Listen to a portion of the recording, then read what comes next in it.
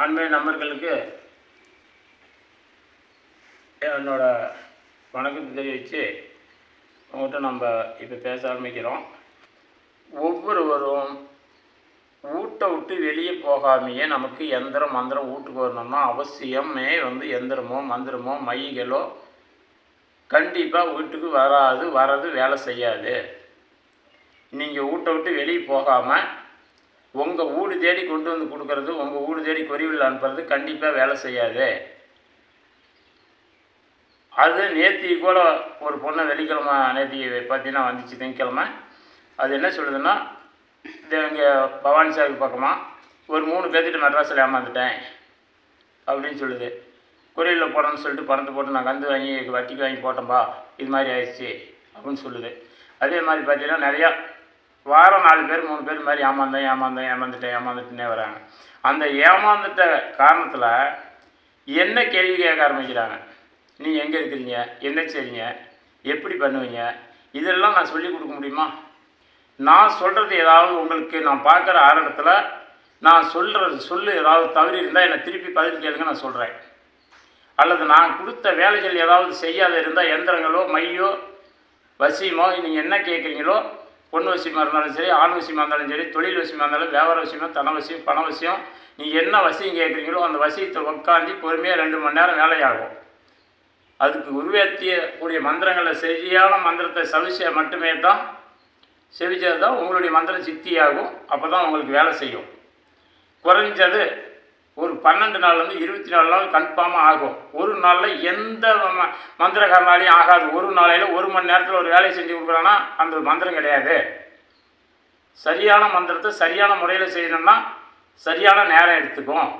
அவசரமாக போகணும் அப்படின்னா அந்த டைமில் எனக்கு டென்ஷன் ஆகுது. எனக்கு அது பணம் சம்பாதிக்கிறவங்க அதை இது மாதிரி கிடக்கிற எந்திரத்தை எடுத்து இருந்தாமா சரியாக போச்சு போ, இந்த மையா இந்த எடுத்துகிட்டு போ, ஒரு டப்பா தூக்கி ஒரு மையை எஞ்சிவிட்டு ஒரு எந்திரத்தை எடுத்து வச்சுட்டு காசு வாங்கிட்டு அனுப்பிவிட்டுருவேன்.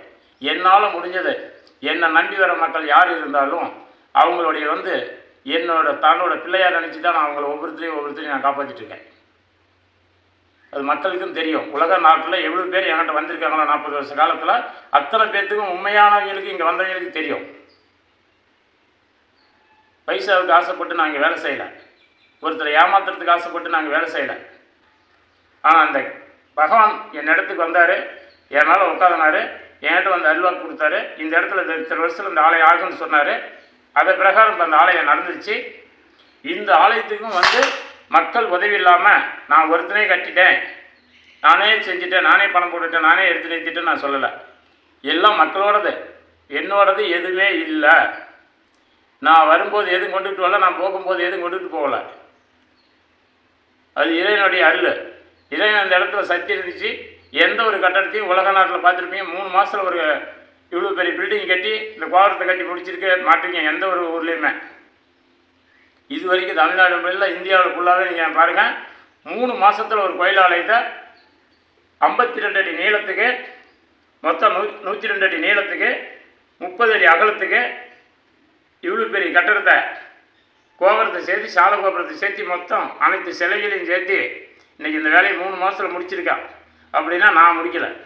அந்த இறைவன் இந்த இடத்துல உட்காந்து பலமாக நின்று அந்த வேலையை வாங்கியிருக்கான். அதுக்கு மக்கள் அனைவரும் எல்லாரும் ஒத்துழைப்பு கொடுத்தீங்க. அதுக்கு உங்கள் மனமார்ந்த நன்றி தெரிவிக்கிறேன். இப்போ நேற்று கூட ஒருத்தர் கிரெடிட்டே போட முடியாது, என்ன பண்ணுறது, களவெழுத்து இல்லாமல் அப்படிங்கிற சூழலில் இருந்தேன். சென்னையில் ஒரு மேஸ்திரி, கட்டட மேஸ்திரி புக்க முடியாது தான். அந்த தம்பியை கூப்பிட்டு, அப்போ நீ டைரிச்சு எடுத்துகிட்டு போய் கம்பெனிலேயே எடுத்துக்கா, நான் பணம் அனுப்பிட்டுருந்தாரு. கல் எடுத்துகிட்டு இறக்கியிருக்கிறேன். அதே மாதிரி ஒவ்வொருவரும் தான் நான் ஒரு செலவு பண்ணி கொடுக்குறேன், நான் இது பண்ணி கொடுக்குறேன், அதை பண்ணி கொடுக்குறேன், தான் நான் கூட சிமெண்ட் எடுத்து கொடுக்குறேன். இப்படி எல்லோரும் ஒத்துழைப்பு கொடுத்ததுனால தான் ஒரு நாள் கூட பைசாவுக்கு சிரமம் இல்லாமல் நம்மளுடைய சபதிங்க கூலி கொடுக்கலன்னு சொல்லாமையும் அனைத்து பணி வேலை செஞ்சவங்க அனைத்து பேர்த்துக்கும் யாருக்கும் நம்மளது 1 ரூபா பாக்கி இல்லாமல் இது வரைக்கும் கொடுத்துருக்குறோம். இதுக்கெல்லாம் யார் காரணம்? பொதுமக்களும் இந்த இறைவனும் தான், நான் இல்லை.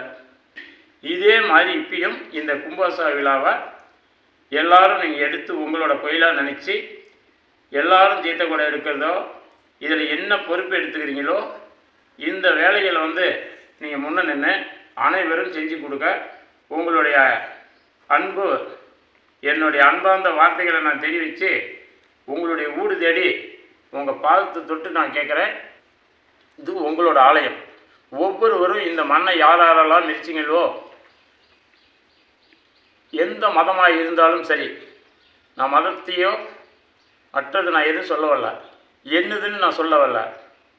அனைவரும் சேர்ந்து இந்த ஆலயத்தை கும்பாபிஷேக விழாவை நம்ம எப்போ ஆரம்பிக்கலாம், என்ன பண்ணலாம், உங்களுக்கு ஒரு கருத்து தெரிஞ்சால் சொல்லுங்கள், அதை நான் ஏற்றுக்கிறேன். இந்த டேட்டில் பண்ணலாம், இது நல்லா இருக்குங்க, இப்படி பண்ணலாம் அப்படின்னு சொல்லி பெருந்தலைவர் பஞ்சாயத்து தலைவர்கள் நிறையா 10 வருஷம் மக்களால் தேர்ந்தெடுக்கப்பட்ட பஞ்சாயத்து தலைவர்கள் நிறையா இருக்கிறீங்க. நம்ம ஆலயத்துக்கு வந்துட்டு போயிட்டுருக்கீங்க. இந்து மக்கள் கட்சியில் அரிசி சம்பத் ஐயா வரைக்கும் நீங்கள் வந்துட்டு போயிட்டுருக்காங்க. இன்னும் பல சித்தர்கள் நிறையா வந்துட்டு போயிட்டுருக்காங்க. நிறைய சாமியார் வந்துருக்காங்க. நிறையா சாமி சொல்கிற சமதிங்க நிறைய வந்திருக்காங்க. யாருக்கெல்லாம் ஒரு கருத்து பட்டாலும் அந்த கருத்து வேறுபாட நான் எதுவும் மறுக்கலை.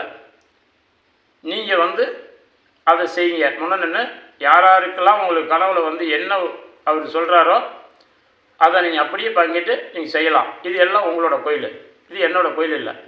இதில் யார் இதை சொல்கிறா ஏற்றுக்குவாரா, அவர் கோயில், இதை பண்ணலாமா வேண்டாமா, இதை செய்யலாமா அப்படின்றது உங்கள் மனசுக்குள்ளேயே கேள்விக்குறியாக வச்சுக்காதீங்க. யாராக இருந்தாலும் இந்த ஆலயம் உங்களுது. நீங்கள் வரீங்க, உரிமையோடு என்ன செய்யலாம்னு நினைக்கிறீங்களோ அதை நீங்கள் செய்யலாம். வணக்கம்.